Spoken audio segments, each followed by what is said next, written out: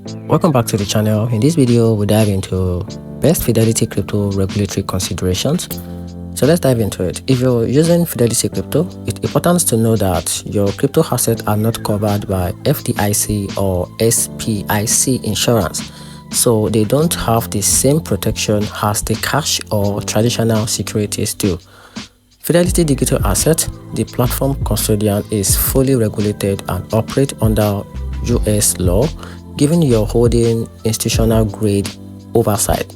At the same time, crypto is still an evolving space with changing rules.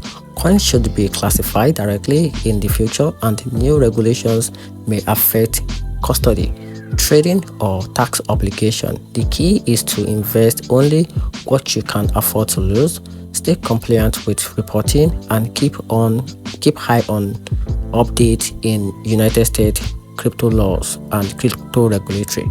If this helped, hit the like, subscribe for more quick finance guide, and comment on which crypto regulation topics would you like me to convert into. And that's it.